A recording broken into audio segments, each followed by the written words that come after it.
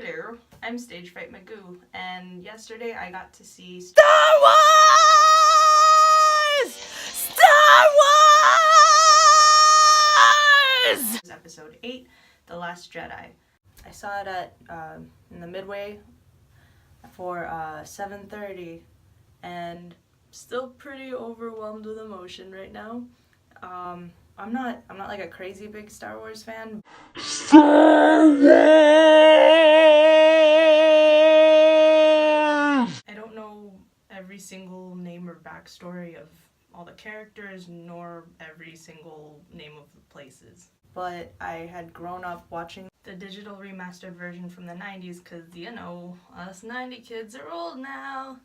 I don't fully remember anymore, but when the digital remastered version was released in theaters, I could have sworn that I even went on a class trip just to see it, and that was only pre-K. Yeah, I've just been watching it ever since. Like, even when those horrible prequels came out, I was there to see it. What was exciting for me this time was that The Last Jedi is officially the first Star Wars movie I've ever gotten to see in 3D. So this was directed by Rian Johnson this time and not J.J. Abrams, but he's still involved, but he's not directly behind the camera this time around. You already know who's in it. Daisy Ridley, John Boyega, Oscar Isaac, Adam Driver, Anthony Daniels, Lupita Nyong'o, Andy Serkis, Laura Dern. Also, Jimmy V takes the reins as R2-D2 this time, as unfortunately Kenny Baker had passed away last year. Mark Hamill and Carrie Fisher, and just an all-star cast of great people. Actually, now that I mention it, one of the reasons why this was an overwhelming experience for me was because this was the last Star Wars movie that Carrie Fisher is in. Getting through yesterday in preparation for seeing the movie, I was just reminded again, holy shit, this is her last movie. And to see somebody who has embodied this character for such a long time. Going back to the ways of the Force, death is just another part of life. It's all about the balance. And yet, it's always going to be something bittersweet, for sure. That got really dark fast. In the beginning of The Last Jedi, they are playing it beat for beat. The rebels are fighting the First Order, and they're struggling. So they have to figure out a way to either temporarily, if not permanently, defeat the First Order. And the main characters either have to find a person or a thing on another planet, so they gotta go do that first, bring them back, and that's literally where it ends there. What stayed with me from The Force Awakens was that they recognized the Star Wars formula and they just went with it. Each episode in the trilogy is literally a beginning, a middle, and an end. And in this case, this is where they get you. It's not as predictable as you think it would be coming in. And because of that, it does feel like, you know, obviously two different people made each different episode. And it's refreshing and it's a game changer, and you know, I guess that's what they want to do. They don't want it to be like a run-of-the-mill Star Wars story where you can figure out every move, and they want you to keep guessing what's going to happen next. Yet, in some ways, the same thing can be said about A New Hope and The Empire Strikes Back. Both are totally different, and both are directed by two different people. A New Hope is more of an introduction to the universe and its characters, whereas The Empire Strikes Back is a darker movie with a life-changing twist. And like its middle prequel, Attack of the Clones, limbs get lost. So the questions here are, does The Last Jedi live up to, if not exceed, its preceding middle episodes? And does The Last Jedi try to up the ante in amputation by showing us the first peg leg in space? The movie takes place directly after Force Awakens. Rey is holding Luke's lightsaber in front of him for like a good half hour, and you know, it continues from there. You learn a little more about Jedis. There's like a little conflict. Will he, won't he train her? There are also some surprise cameos. One of which I'm not entirely sure if the casting was the best choice for one of the characters. The movie overall, it's very pretty.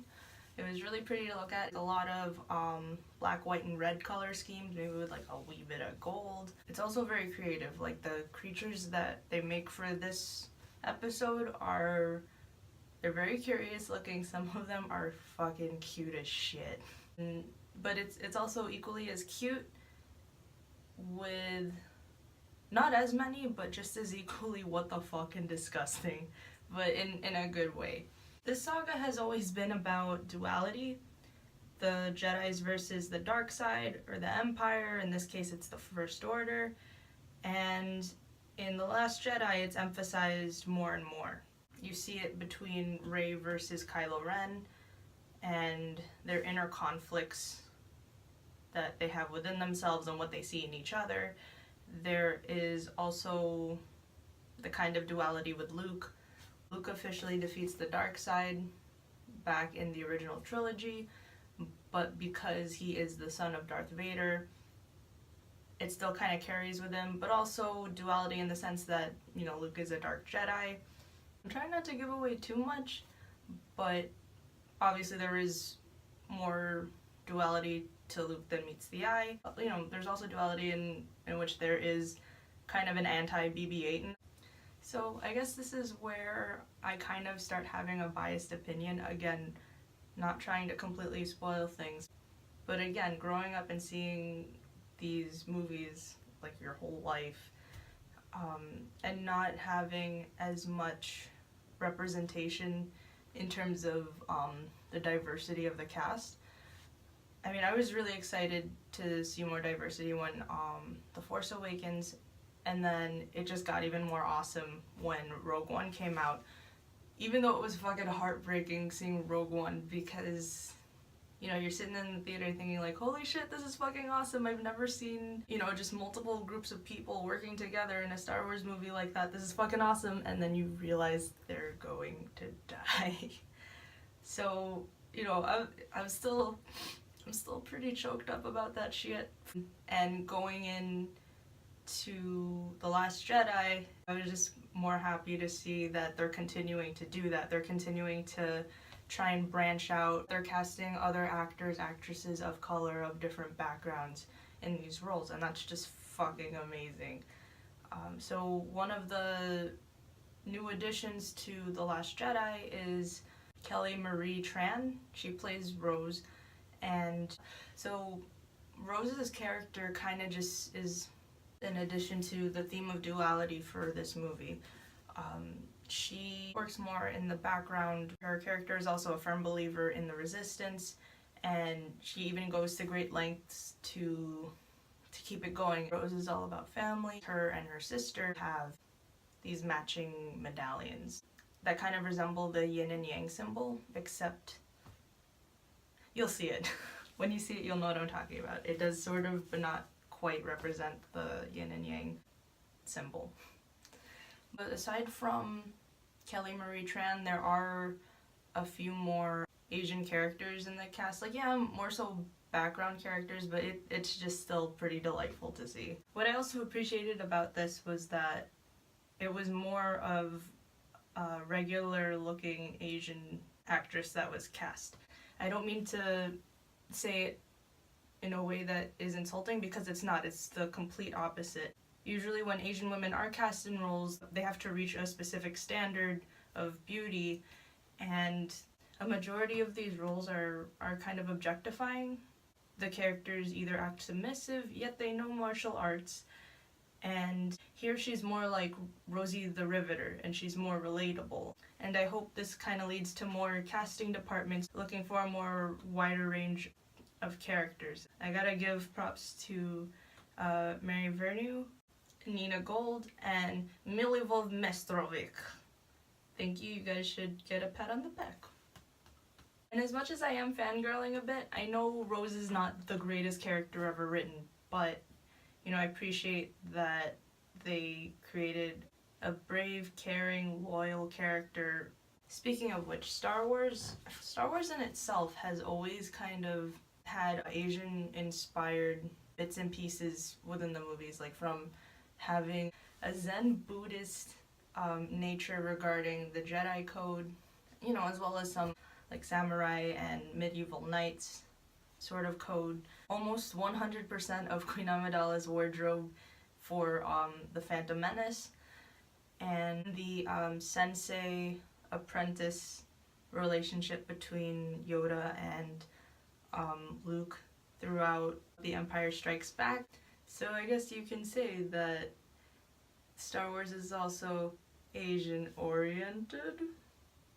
Stupid. The way that the movie was shot also seems to have some sort of Asian-ish influences. There are like a couple of scenes that actually feels like an anime, especially with the fight scenes. The movie kind of seems unpredictable, in which the chances that Johnson takes, it seems like it would be more fitted for episode 9 than it would be for episode 8. If you saw Return of the Jedi and you wanted to see what Luke was like as a Jedi Master later on in life, this shit does not disappoint. I don't really know how to describe it. Mark Hamill brings his A game. He's really funny in this. It's interesting seeing Luke Skywalker as an older man, and you know, just how he kind of deals with everything around him.